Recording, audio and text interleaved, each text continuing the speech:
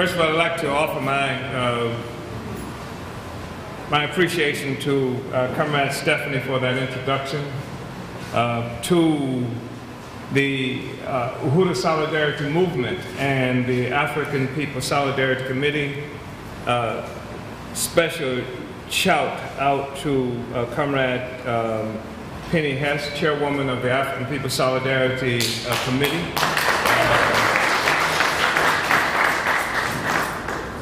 Brothers and sisters, comrades, we're here on today participating in African People Solidarity Day, or Day in Solidarity with African People. We're here doing this because it is the responsibility mandated by the African People's Socialist Party for the African People Solidarity Committee and the Solidarity Movement under its leadership to every year host, produce this event. And as it has been mentioned, it's going to be happening in various places throughout the United States, and actually one was conducted in Poland a couple of years ago. And this is because we are convinced that the struggle for African people in this country and around the world is critical to changing the world that we live in. And we are committed to changing the world that we live in because we are humans, which means that we have the ability to look out at the world and make a determination if it's a place that is a good place at this moment. That distinguishes humans from other animals, consciousness. And we don't like the idea that we live in a world where right now somebody sitting up in Washington, D.C.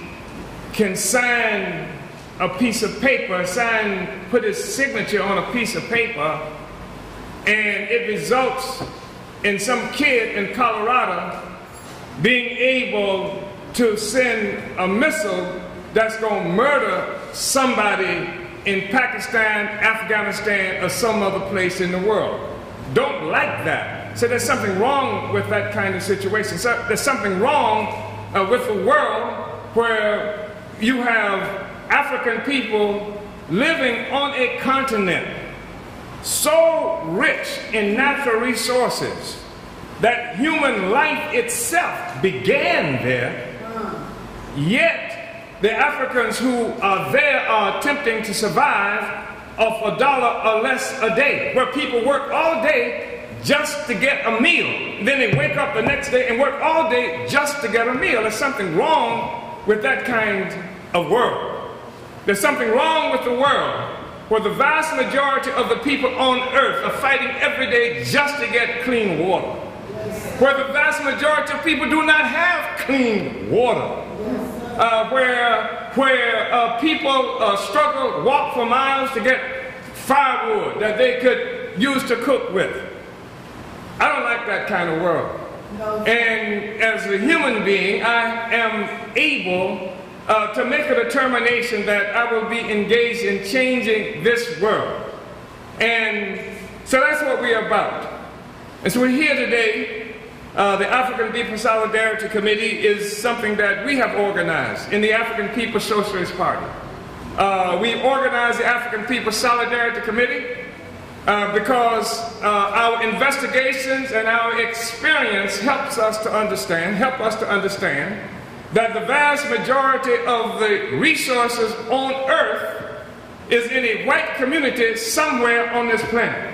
That the vast majority of the people's resources, when we talk about people trying to survive, 80% of the people on the planet of $10 or less a day, that money that is necessary for their survival, those resources is in a white community someplace.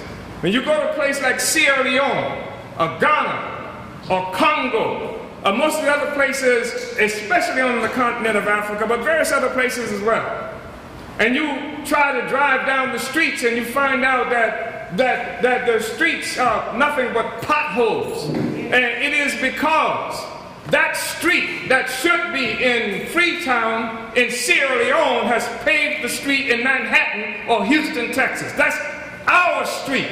From Congo, that's down, that we see up and down MacArthur Boulevard. That's the reality that we're talking about. That's the relationship that we're engaged in dealing with. So the African People's Socialist Party created the African People's Solidarity Committee. And we did this also because we recognize that the only way that this world can be changed is through a revolutionary overturning of a social system that is the source of the misery that people around the world have to deal with. So, and we also recognize that when you have a social system such as this, or this social system is one that was born of slavery, it's fundamentally important for us to understand this, that it's not like God or Jesus, or however one might characterize it, woke up one morning. I'm assuming that that kind of stuff happens in theology, and decided that she would bestow all the wealth in the white communities. It came from somewhere. And it is important for us to understand the source of this value. And if we understand that it came from slavery and colonialism, then it informs how it is that we have to struggle. Because when you talk about slavery and colonialism, it is a recognition of sorts of dialectics, of a unity of opposites, if you know what I mean, right? Like when we say a unity of opposites, I mean the existence of up presupposes the existence of down, right? You can't have up without down or in without out. You have a unity of opposites there. If you have oppression, if you have an oppressed people, then there must be an oppressor. You can't have one without the other. So that's why we say, we talk about colonialism as opposed to this nonsense called racism. That somehow we're in trouble because white people don't like us. Which is a hell of a statement, right? Isn't it? About who white people are on the earth. What is that? Some kind of magic? White people woke up one day and said, I don't like black people. Boom. Next thing you know, we're living off $1 or less a day. No, it doesn't work like that. There's something that happened in the world. We are materialists. So we recognize that it wasn't the same Jesus that did not bring all the wealth to white people is also the same Jesus or God or however it's characterized that did not put us in these circumstances that we're living in. So that there is a system that we have to contend with. And this is a system that was born, created through slavery and colonialism. This is how white people, the white world, Europe, that was for thousands of years, not even in history, for 1,000 years, lived under what was characterized as feudalism. I can't even describe sufficiently to you what feudalism was like in Europe, where it is a literal truth that in various places in Europe, where people literally did not have clothing to wear, they ran around naked. This is under feudalism. Feudalism is what Europe lived under. Europe was dominated by feudal existence. When we met Europeans, Europe was under feudal domination. When most of the people came into contact with Europeans, Europe was under feudal domination. Was no such thing as general wealth that existed inside Europe. The king and the nobility, they lived all right sometimes, but I've heard that even when Columbus determined that he was going to make this trip, and he went to Isabella, the Queen of Spain, to get the resources, that she even had to take her jewelry and hawk her jewelry to get the money to fund the trip. So it wasn't like this rich Europe, this Europe that was running over with wealth and civilization, as the story has now morphed to explain this reality, and that it went out to share that with the rest of us. So Europe was impoverished. Europe was diseased. I'm mentioning this because we must slay, destroy all kinds of superstition and nonsense that attempt to explain our reality if we are going to change this reality. And we must slay, we must destroy all kinds of nonsense and superstition that impacts, that takes away the self-confidence of Africans and oppressed people. We're not confident in ourselves because somehow there was this world that white people discovered. White people discovered the world and are now busily engaged in trying to drag the rest of humanity kicking and screaming into civilization. And this is the narrative that is imposed on us daily, every day, that is used to justify every crime that's committed against African and oppressed people around the world. Yes. This is a narrative that we have come to understand ourselves as Africans in the absence of any other explanation, which is why it is necessary to have this kind of discussion. This is not white bashing, European bashing, or anything like that. It's taking the covers of history so that we can, as Africans, come into contact with our own self-worth as human beings on this planet.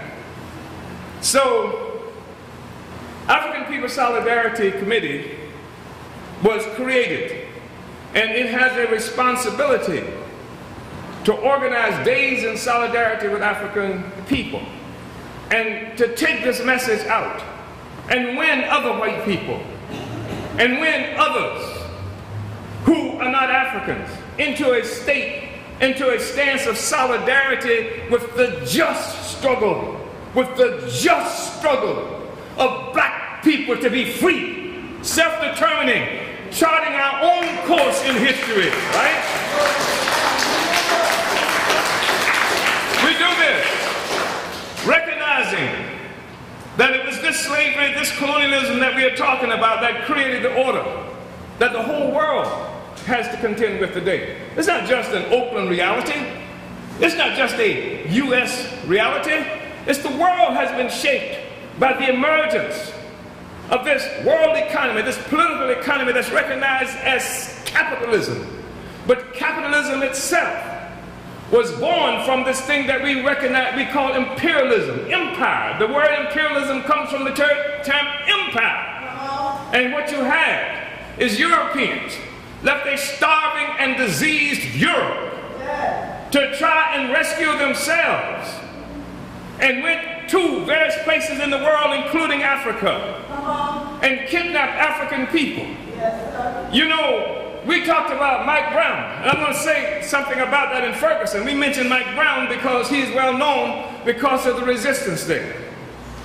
But the death of Mike Brown on August 9th, 2014 was something that was begun 600 years ago next year when Portugal came to Africa and began the process of kidnapping African people that resulted in my standing up here in front of you in Oakland, California, as opposed to someplace in Africa. That's what we are talking about. This is the process. We have been engaged in struggle for 600 years. And it's important for us to come to terms with it. It has taken 600 years of most vicious kind of oppression to lock us into the circumstances we find ourselves in today. So we struggle with the solidarity movement. We struggle with Europeans to rescue themselves, first of all, from the myth, the nonsense, the lies that any European who looks into a mirror knows it's a damn lie. You look in the mirror, you know that there's really nothing special about you. I know you wouldn't be on so many of these medications and things like that if you believed that you were so significant and so important. think you're important in relationship to me when you're not important in relationship to each other? When your mirror tells you that you ain't so hot, how the hell do you? Of course, that's why you need me. But I think that the struggle is that Europeans have been locked into this process because of the emergence of this social system. I want to talk to you a little bit about it. Because I am a materialist. I don't believe that spooks and goblins of any kind, I don't care, you name it, I don't care, are responsible for the relationship that we have and why white people act like white people act. And white people, you know how white people act. White people know how they act too. Right? But here you have a situation of poverty and starvation and oppression chasing a people out of Europe fighting for their lives. So where did they come? Well, they went Portugal 1415, went into Africa, began kidnapping people. And of course, many came here to this land that we talk. Many came throughout the Americas and to this hemisphere, and they disappeared entire populations. Do you know that there are now places where when Europeans came to rescue themselves, that there are human beings who were there do not exist anymore as a part of this process. This is the beginning of the emergence of this unity of opposites that we are talking about, this dialectical relationship between the oppressed and the oppressor. That's why we have to talk about colonialism and the colonizer and the colonized. That's why we have to define it in that fashion. So incredible acts of genocide were committed.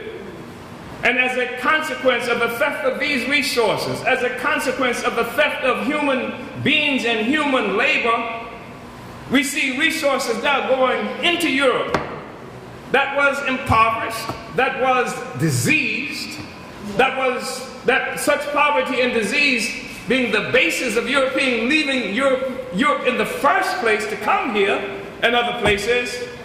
Now you see where there was poverty in Europe, there's now wealth and resources.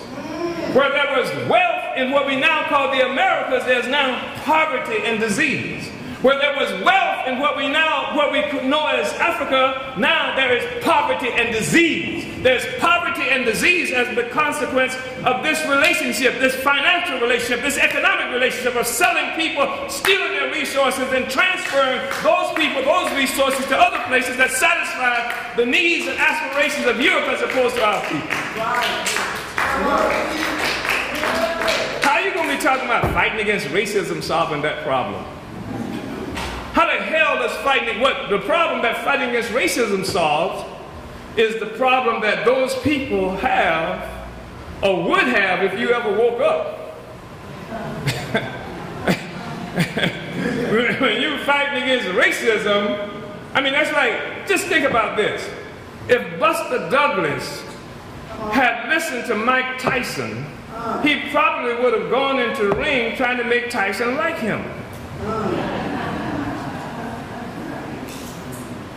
But he didn't, because the contradiction would not have been resolved going in there saying, like me. Tyson jump up on the table and weigh in and say, I'm going to eat your children. And he scared his opponents to death. When they come in, they fall down. Right? And so that was because of the effectiveness of being able to struggle and make what was in his head more important than what was in the world. But Buster Douglas understood in the world is this left jab that I am 6 inches taller than he is, 50 pounds heavier than he is, and I can jab him and jab him and jab him and can finally beat him. He didn't go in there trying to make Tyson like him. Do you understand? And so that's what we talk about. We talk about racism versus struggling against colonialism.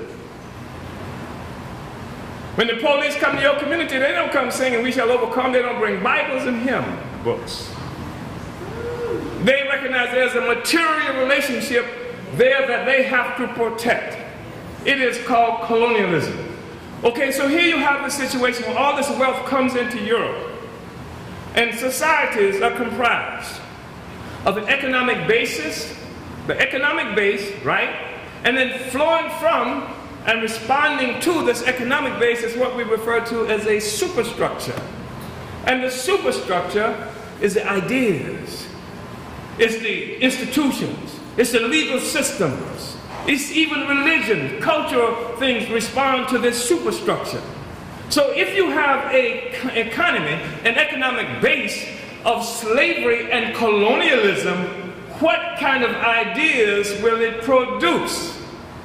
Is it going to produce in the brains of the people who are benefiting from this idea of justice and equality for those whose resources I'm stealing and ripping off, for those whose children will not grow up because my children will live at their expense? Is that going to create in the minds,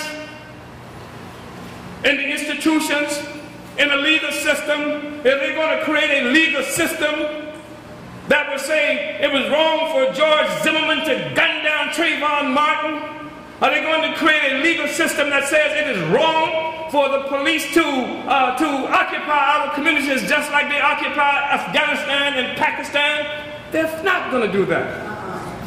The legal system, even the religion, and other manifestations of this economic base will respond to that economic base and will reinforce that economic base. Do you see? So somebody said, well, why white people act like they act? They act like they act because white people live at the expense of everybody else. And anything that disrupts it, every dream, every hope, every aspiration for a good life that white people have, whether they are conscious of it or not, requires drone strikes and requires 18-year-old kids being gunned down in places like Ferguson, Missouri. It requires that. That's the social system that we live with. You with me?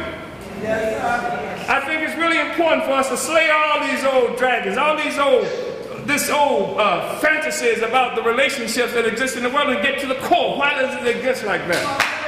Get to the core. And coming to this, I want to say just a couple of things more about that. That it is absolutely impossible,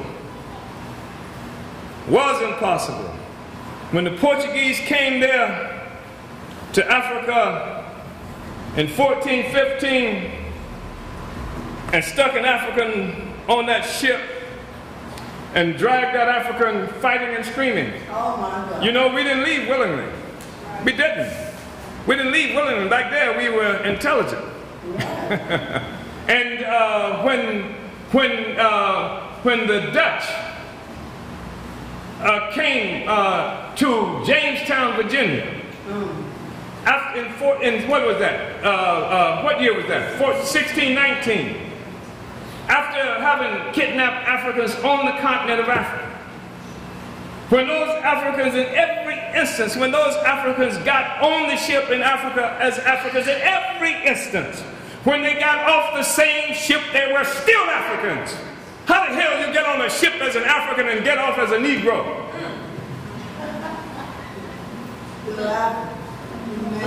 When we got on the damn ship, we were Africans. When we got off the ship, we were Africans. But we have been made confused Africans. Yeah. We have experienced a false national consciousness imposed on us. I'm saying this about Africans today. But I could say it about a whole bunch of other people.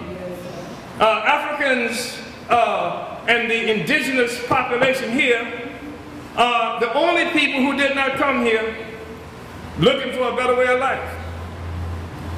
We didn't come here looking for a better way of life. We lost a better way of life as a consequence of having come here. But the people who came here and got a better way of life have to falsify that history and that relationship to this land and to this country, but we don't have to falsify a damn thing. We don't have to make up anything. We lost every damn thing we had as a consequence of Europe attacking Africa and bringing us here. We lost everything, all the wealth and resources of Africa, everything, culture, language, everything, you name it, we lost also as a consequence of that. And freedom, dignity, national integrity, all of those were sacrificed to the altar of the emergence of this thing that we call capitalism. So, we are convinced that the way out of this is not through fighting against racism, fighting to make white people like us, which is just the most absurd thing in the world. Here, white people don't even like each other. That's true. And then we spend all our time trying to make white people like us. But you know why that is, don't you? Yes. I'll tell you why it is. It's because white people got power. Because white people got the guns. Because white people can make a decision whether you're going to eat or not. White people can make a decision whether you're going to have a job or not. White people make a decision whether your child is going to be able to go to school or not. White people make a decision of whether if your child goes to school, it's going to be able to pass or not. This is why.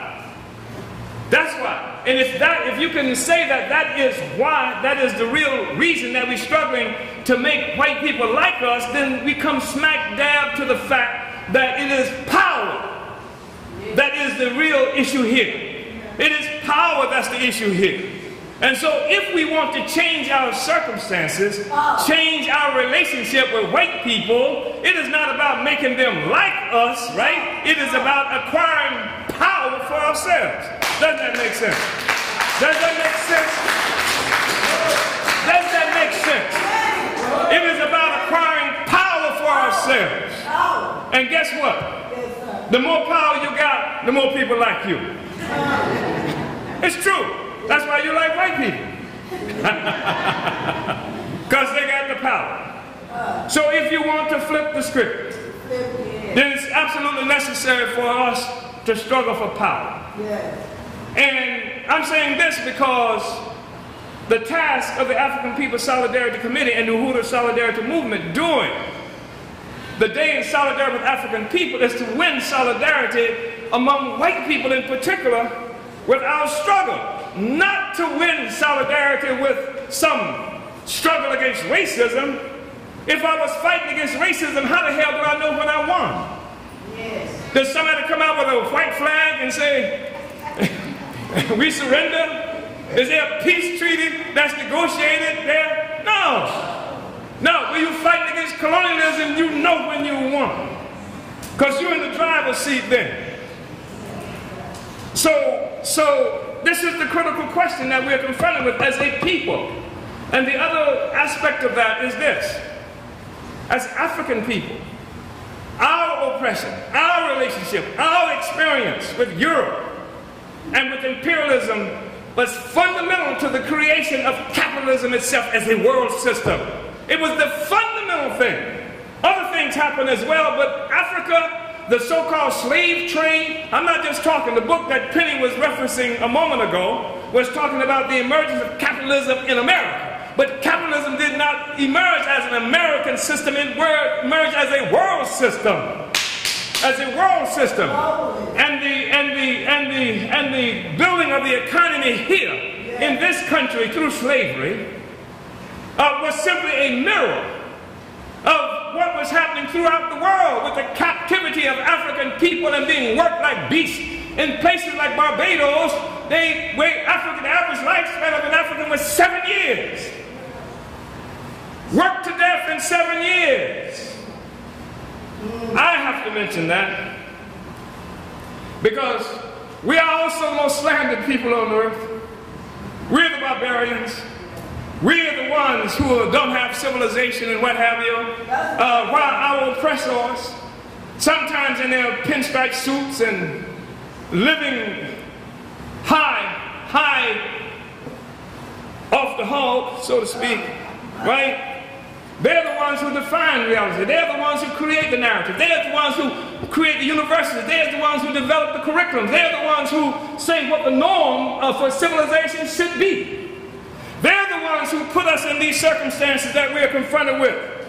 Put us in these circumstances circumstances that are so distressing, because we don't know how to deal with them on a lot of different levels. Because the question is, well, did Mike Brown actually steal a cigar? Well, I don't even want to trace the origin of the contradiction, because if he got a cigar, it was made of tobacco. If it was made of tobacco, where did it come from? Where did it come from? Where did it come from? It came from the savages, right? The indigenous people, if you will, who they took the land from. They took the damn tobacco too. Didn't they? You with me on that? You heard the story that the guy goes to the court, royal court, after having come here and stolen a bunch of stuff from the Americans, and he lights up a pipe or something, and somebody throws water on him because he thinks he's on fire. All they do is ask a savage, and they would have told him, no, he's not on fire. He's taking a smoke, right? But, so you have this social system coming into being. And it is a social system that extracts tremendous amounts of value from Africans and the rest of the people around the world. And it benefits Europe and Europeans. It is a social system, and I think that's what's important for us to understand. Because a lot of people say, yeah, well, it benefits Bill Gates, but, you know, there are a lot of poor white people too. Yes, there probably are. I don't know what you mean by a lot of them.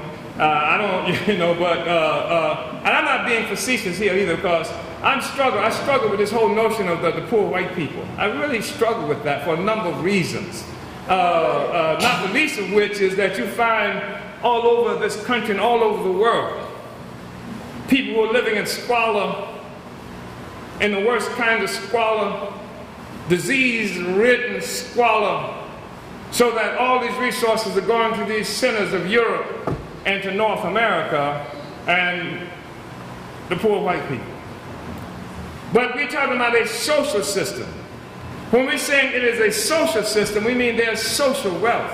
Do you understand what I'm saying? Yes, so even though all the white people may not be rich or may not have a lot of money, there is social wealth. And even though sellouts like Beyonce and Jay-Z might have a lot of money, there is social poverty in the African world, throughout the African world. Social poverty versus social wealth. You understand what I'm saying? That's the reality that we are confronted with. So it is a social system. And the social system itself must be overturned. That is why we must be revolutionaries, as opposed to trying to find a way to live inside this system. That is what this African People's Socialist Party is about, and that is what has made the work of the African People's Solidarity Committee so significant. And I just want to say this, Comrade Pennyhess, because we're talking about climate change. I think that's an important topic, because the climate is changing all over the world. That's what we mean when we say it's an uneasy equilibrium today. The whole thing, the balance that had come into existence through slavery and colonialism is being severely challenged today. Being severely challenged. You know, the present, the future exists in the present. You know that? Just as the past exists in the present. And the past has been a past of slavery and colonialism. That is how this whole thing got pulled together. That's the past. That has dominated the world for a short period of time. Because as quiet as it's kept, the existence of European power, white power, has been just a blink of the eye in human history. So for a short period of time, we've seen this world being characterized by colonialism, by slavery. Capitalism came into existence through slavery, through taking people's resources, through impoverishing most of the people on earth. This is a dialectic. And now what we see happening is that everywhere you look, the world is engaged in struggling against that past. Whether it is the world of the Venezuela of Hugo Chavez, the world of throughout South America, of Bolivia and Ecuador and other places like that, whether it is the world of Afghanistan and Palestine and Pakistan, whether it is the world of all these people who've been pushed out of history in order for this horrible manifestation of imperial power, white power, to come into existence. The reality is that the future is happening right before our eyes. The future is happening right before our eyes. And the emergence of Barack Hussein Obama is an attempt to catch a ride on the future. It is an attempt by imperialism to disguise itself, to hide its face, so that the oppressed people of the world will not understand what it is that we are looking at when we look at that sucker. But we understand that imperialism and the slave master has never been successful without the assistance of one or two slaves, without the assistance of one or two colonizers. There have always been Indian scouts. There have always been Negroes who would work for the oppressors. Somebody snitched on Nat Turner. Somebody snitched on Denmark Vesey. Somebody snitched and helped them to kill Patrice Lumumba and other forces like that. So we know that they're there. But they represent the past too. They don't work anymore. They don't work anymore. It's all over. So we've entered into a whole new era, a whole new age. And I say this, it's part of what makes the solidarity movement and Uhuru solidarity so significant at this point, because they represent a vanguard of the white world, the advanced detachment. See a bit further, it's further right in this instance, it's not actual distance, yeah, further. See a bit further than most of the white people, including people in the white left. See a bit further, have been able to see a bit further. This organization was founded in 1976. In 1976, after the defeat of the Black Revolution of the 1960s. And I say the Black Revolution, I'm talking about that which included the murder of Patrice Lumumba in 61, the overthrow of Kwame Nkrumah in 66, the attack of the capture and murder of Che Guevara in 67. I'm talking about the crushing of the Black Revolution of the world that was emerging around the world. And our revolution had been defeated, and many people around the world have been demoralized by this defeat. Because it took terror, the worst kind of terror, here and other places, to crush the aspirations of people to be free, to know that my child is going to have a future, not because a good white man or a good white woman said it's all right, but because the future of my child is in my hands. In my hands. And when I say my hands, I mean our collective hands. Right? So, we've entered into this period now where tremendous change is underfoot. After going for 2 generations, we have gone for 2 generations with the defeat of the Black Revolution of the 1960s, where the tradition, the immediate tradition of resistance and struggle had been wiped from the minds, the memories, and certainly from the practice, where the Black Panther Party was destroyed, where various other revolutionary organizations around the country and around the world were crushed. You don't hear anybody talking about revolution any place on earth today, except this party. When I say any place, I mean any place. I mean any place. I'm talking about Venezuela, while they may talk about a certain kind of socialism, but you cannot have a socialism. You cannot have the emancipation of the oppressed without an attack and an offense on the oppressor. The oppressor has to be destroyed if the oppressed will be free. And it takes revolution to do that. You with me on that? It takes revolution to do that.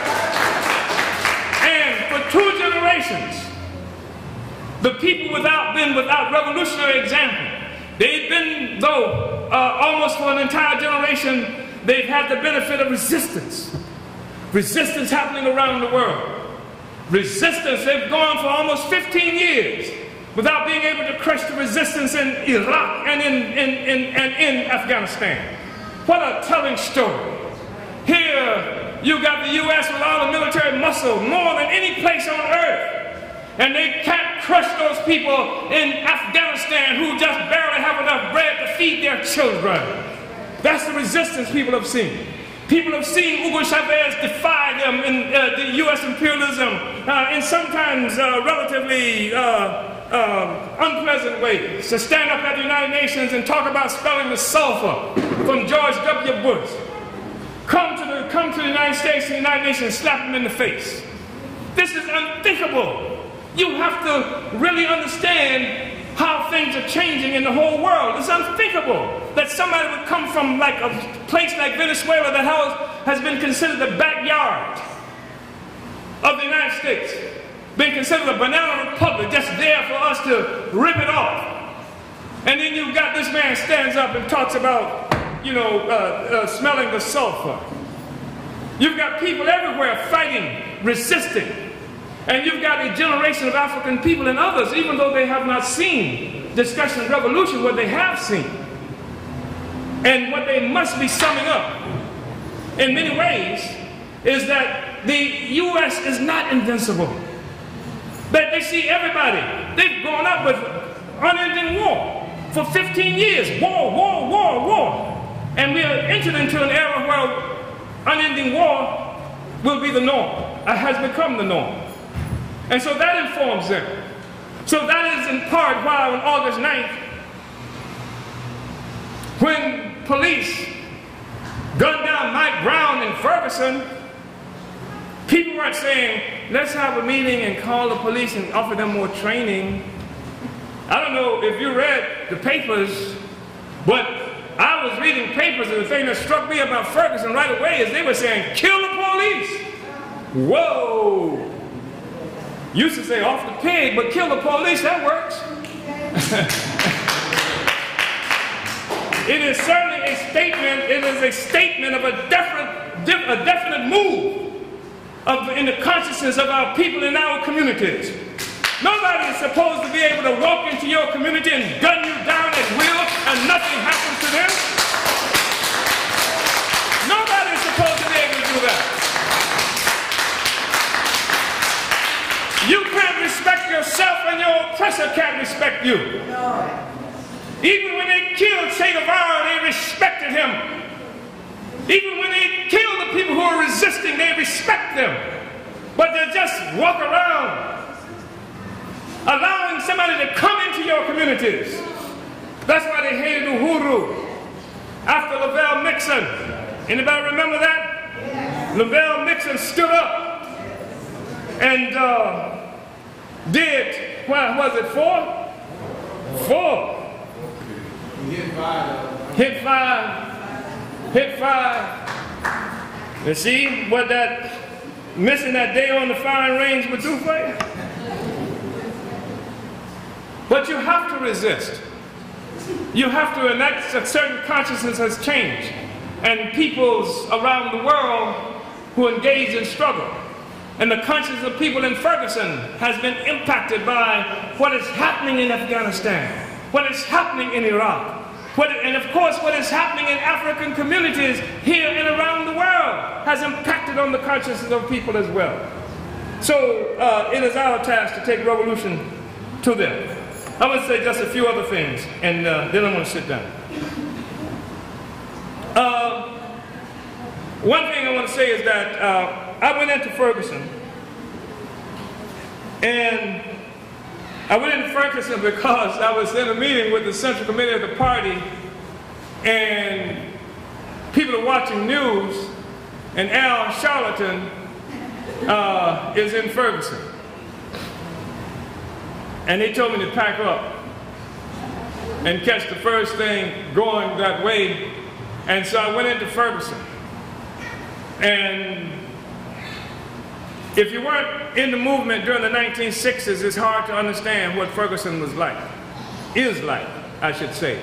Even though it's off the front pages now, Ferguson is live right now. And I'm going to be back in Ferguson within the next few days.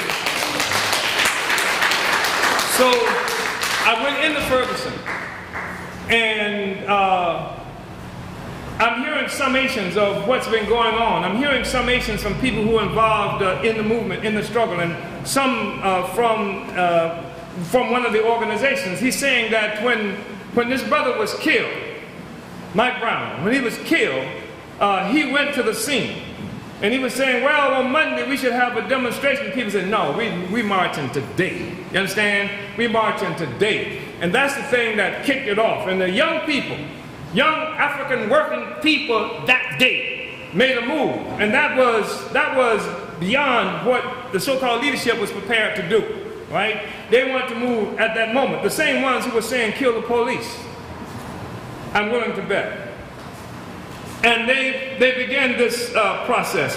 When I got to Ferguson, I went to the place off the airplane, and I want to tell you this because some of you have been supporters of the party and the movement for a long time, especially of our organ, the Brenningsville newspaper, which is a critical, I can't tell you how significant that journal is. So we said, well, because first they were saying it happened in St. Louis. And Ferguson is in St. Louis County. But St. Louis County there is comprised of something like 92 little municipalities. And they're like that little Piedmont. Isn't there a place called Piedmont here? Where white people, when too many Africans get there, then white people start going out and creating their own little enclaves and what have you.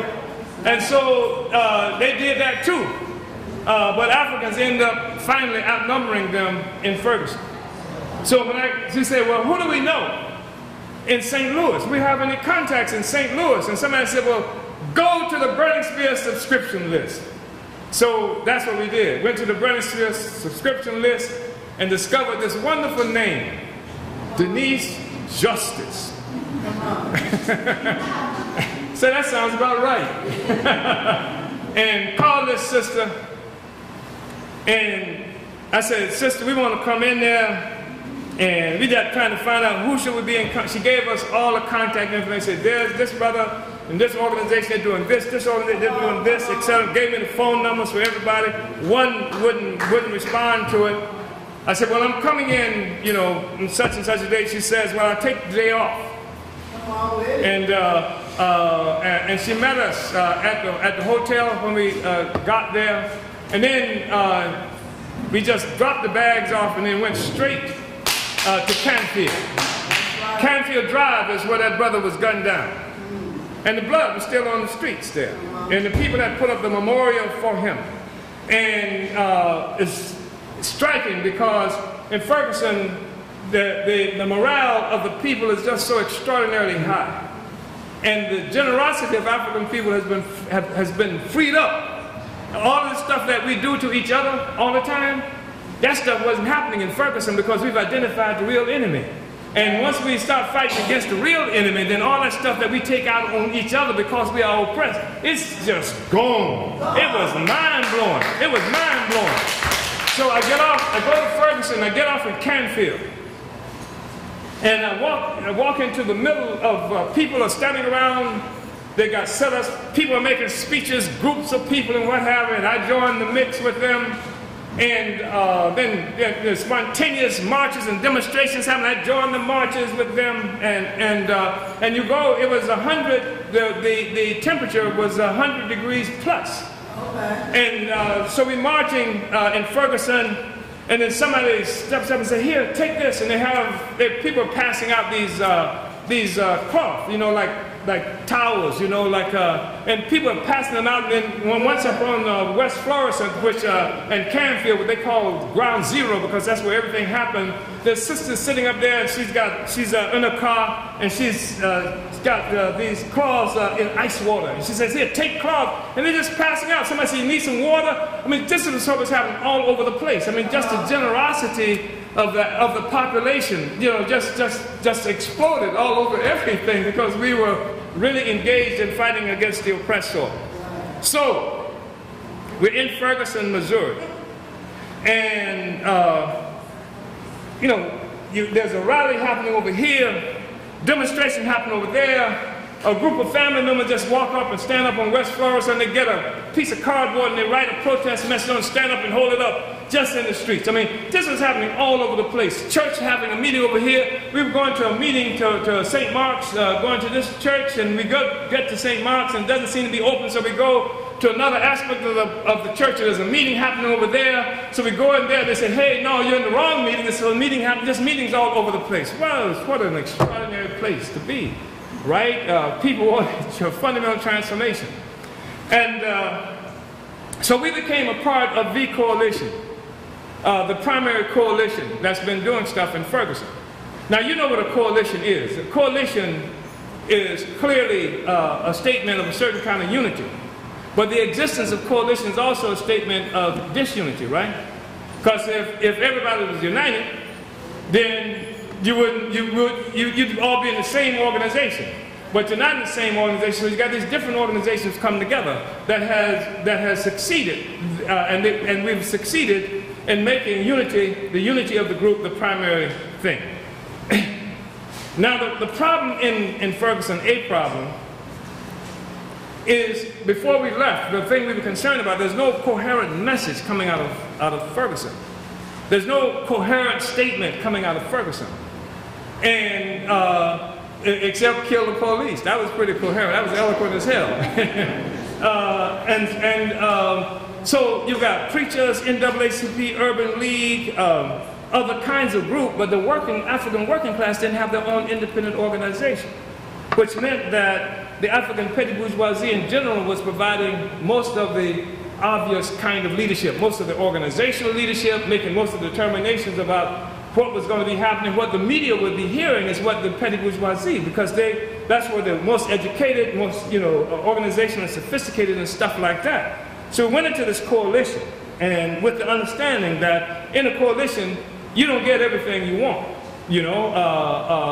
because it is a coalition. So you got all kinds of different class forces and other interests in the coalition. So our objective is to represent the African working class, which means the working class has got to get something out of this thing. So different kinds of demands are cobbled together, a plan of action cobbled together, and I'm up, somebody wakes me up at 10:30 to write the plan of action, or to write the basic plan, right? So I write it up. And then I get a call either later that night or early next morning, and the guy was very enthusiastic when I wrote it up, saying that, well, we kind of changed it and, tweaked it a little bit. And for me, the fundamental thing in there, because there were a certain, okay, the plan was vote, right? Vote. And because, like in Ferguson, of the 6 city council persons, only 1 is African. Of the 53 police, only 3 are Africans. So there's an assumption there that if you vote and get some Africans in place, you can be like Oakland. Or Detroit. Or Philadelphia. Or all those other places where you got African politicians who are in power representing white power as opposed to African people, right? So say, okay, vote. So okay, they want to vote, that's on the list.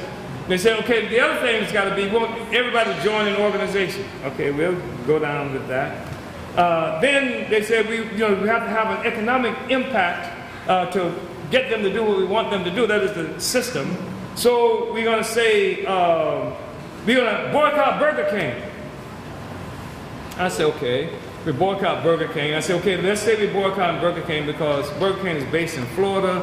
Trayvon Martin was killed in Florida. Burger King is also involved in tax evasion, so that should make it something that can be dealt with. Burger King, a lot of our people eat our meals at Burger King, unfortunately, and Burger King hire people at slave wages, so that's a good thing. We can go with Burger King.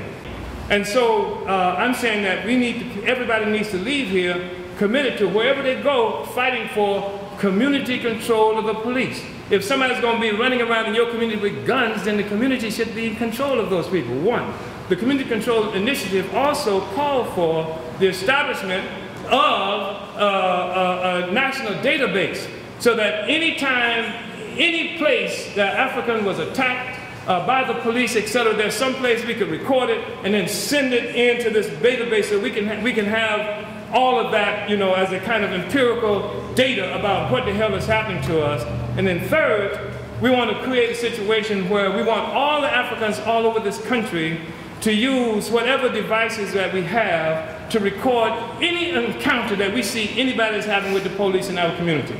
I don't care if it's a traffic stop or anything, take out your cell phone, video, if you got a camera, video, anytime. Anytime the police go someplace, they need to be confronted with Africans, a whole bunch of Africans, whole street lined up, videoing it. That's the kind of thing that we need to do.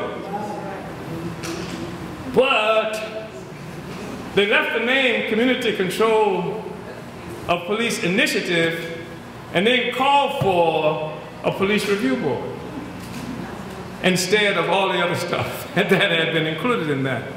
Now, the Community Control of Police Initiative, I thought would be the key thing that the working class would get out of this thing, because that's where the target of police violence is, in the African working class community. So we arm the African working class, right? Similarly, that's how the Black Panther Party got created, dealing with the police violence that comes down in ordinary African communities, right? So that's what we would do. So they liquidated that. Okay, I said, I'm not too worried, because we're going to have this march. And the march initially was supposed to go to the police station, but they said we're going to go to the park, which really upset some people. Well, you go to the damn park, but nobody's there but you, right? And so maybe 3,000 people there. But I'm on the platform, that's all I want. Let me on the platform, right? Right on, let me on the platform. Right. So I got up on the platform and I said, and what we need is revolution. And I got bum rushed. I mean, all of the security on the stage rushed. They literally dragged me off the platform. I couldn't believe it. I spoke for maybe 30 seconds and they got me off the platform. But it doesn't matter, because by now, about 1,000 people have begun to chant, we're going to the police station, and they start marching. The people have already begun to leave this thing. And then, and my security is frothing at the mouth, right? Because they're trying to leap back up on the platform. They left it in. We're going to have a display of some struggle up here. But, you know, we chilled that out, and we went to the police station. Some of you may have seen the presentation that I made at the police station. But even then, they were grabbing, trying to get the mic out of my hand, whatever, so it was an ongoing struggle. So I want to say this about Ferguson. Then they said, which is really interesting, at that march that I'm talking about on August 30th, some brother come from Oklahoma City, and he's got a big sign, printed sign, and I got it in my office now in St. Petersburg, Florida, that says something like expose the NAACP or down with the NAACP, something to that effect. Then they announced from the platform that we are Al Sharpton and Louis Farrakhan are going to be speaking, you know, by phone, you know, and people start booing, right? And which was interesting, right? And then they announced that we're going to have on Monday, we're going to shut down the interstate, you know, except we're going to shut it down. Then they made a later announcement saying, well, let's not shut it down on Monday. But the people shut it down any damn way, right? The people went and shut it down. The people came to the police station despite the attempt to keep the people from going to the police station, which is where I got an opportunity to speak. So what you see happening in Ferguson is really interesting. Because as a nation of people, an African people constitute a dispersed nation of people. A forcibly dispersed nation of people. We are one African people scattered against our will around the world. And in the nation, there are all kinds of class forces in the nation. Everybody's not working class, right? Majority working class, but you got the petty bourgeoisie, you got aspiring petty bourgeoisie, you got all kinds of forces in the nation. The working class generally does not have the experience, certain kinds of education, to be able to put forth this program and pull together this organization. So it's the African petty bourgeoisie that always speaks for the working class.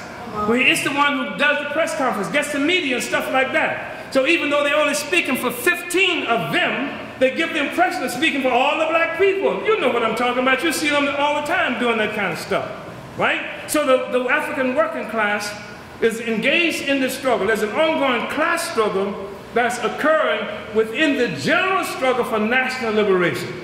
The whole nation of African people is oppressed under colonialism.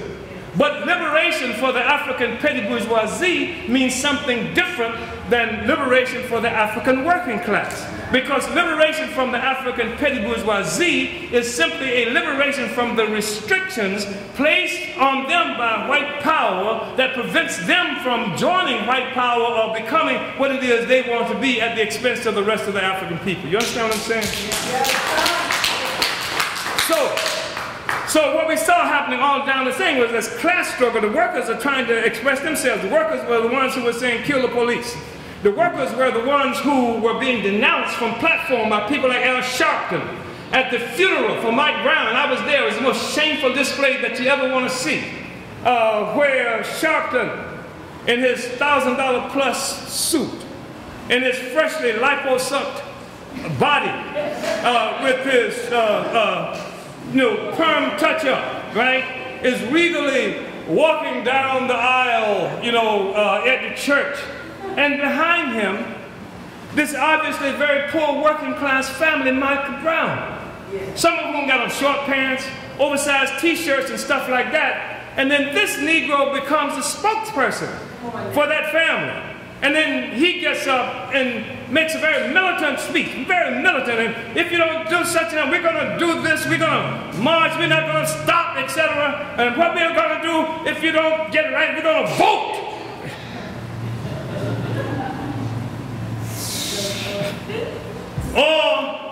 And we're going to pray. I mean, it's really militant. I'm watching this guy really militant speech. But what he ends up telling people to do is vote and to pray. And this is the message. And then they preyed on the superstitions of the population there, so that you got people into this frenzy, this religious frenzy that's designed to exhaust the people, to allow the people an opportunity to vent and then crush anything, the will to struggle. But the people were not crushed. The will of the people was not crushed. And I don't know how many of you heard Uhuru Radio this morning on Africa Live, but you heard, if you did, you heard Sister Hodoshia, and who is right there in Ferguson, talking about how we continuing to build in Ferguson, how Chairman Omali Yeshitela is going to be back in Ferguson. We got an event that we're going to be doing on the 17th. I will be back earlier than that. I'll be back within the next few days. The only reason I'm not going back now is my wife's birthday is on the 9th of October, and I'm skating on thin ice by being someplace out of place on the 8th of October, right? But we're going in. And we want you to continue to support the movement for revolution. You ain't got to tell nobody. I'm talking to the white folks. You ain't got to tell nobody. Just support the revolution, because we're going to take this sucker out. That's our objective. Take it out, take it out, take it out.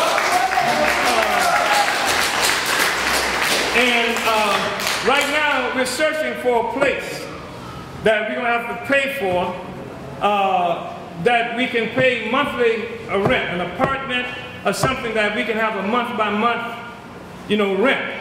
I'm going in, we spent more than $1,000 just on housing the last time I went in, but now we can do better than that. And then I'm going in now, and other organizers need to be able to go in and out of Ferguson to make something important happen for us. Yeah. That's right. So just want to say this, brothers and sisters and comrades, to the African People's Solidarity Committee and Uhuru Solidarity Movement, I really, truly appreciate the work that you do. And few people understand much of what you do. A lot of what you do is not even publicized. The sacrifices that you make, I have so much respect and appreciation for that. I have so much respect and appreciation for your legacy. I cannot stand here without mentioning Raya Fogarty, dear comrade who, when I was the president of the local NPDOM organization here, it might have been just the People's Democratic Uhuru Movement at that time. She was my secretary, and we had a membership of more than 100 people in Oakland, right here. And who's now has a very serious neurological ailment, but who is, loves, the party loves the Uhuru Movement. And I cannot stand here without mentioning our dear comrade, Susan Worth. I mentioned Susan Worth because she was a linguist. I think she spoke something like 5 languages, and her mother had her kidnapped to deprogram her because she was following this cult, right? She's a white woman, right, in the Solidarity Movement. And they did horrible, horrible things to her. And they hired a Negro deprogrammer to do it. So they did terrible things to Susan. And Susan died later by committing suicide by stepping in front of a train, right? And they killed her. They killed Susan. As far as I'm concerned, they killed Susan. But there's a whole legacy in this Solidarity Movement that I have so much respect for. And some people in the movement, I have to say, you know, I know there are different levels of unity and solidarity and different ideas about what that means. But people have been, you know, like with the party, with the Uhuru Movement for so many years on all those different levels, with all those different kinds of understandings, and just made magnificent contributions. I want to express my appreciation for you. You're going to be joined in the near future, I'm telling you, by more and more white people, because there is this equilibrium that's changing now. The whole narrative is suffering mightily.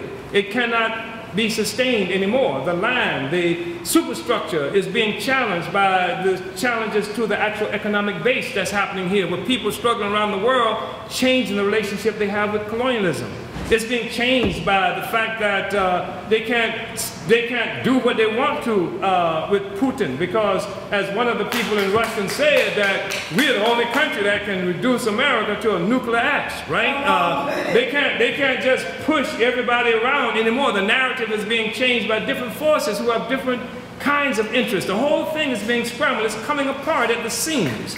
Even reliable sellouts like the Turks are not as reliable as they used to be, because the Turks have their own interests. They're trying to suppress the Kurds, and now Obama's trying to get them to arm the Kurds to kill ISIS that they created in the first place.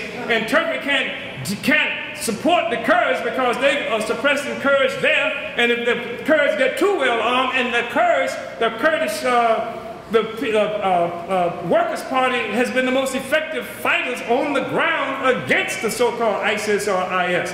They got all kinds of problems. They can't get England to do what it wants to do. Remember when they first were going to attack Syria, and the British Parliament said, hell no, we're not going to get involved in that. So they went back again, and they said, well, England is on our side. Now what England said was, now we'll help you do some bombing and kill some few people in Iraq, but we ain't going to Syria because that might be illegal.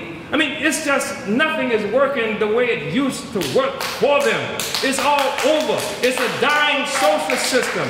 And we have a severe responsibility to deepen this crisis, to build this revolutionary capacity. And I'm hoping that those of you who are here in solidarity with African people and our struggle will be prepared to up the ante, because we're going for the jugular vein now. It's our time. It is time to overturn this whole social system, and the freedom of the peoples of the world, I think, is being determined at this very, very important and delicate moment in history. Uhuru.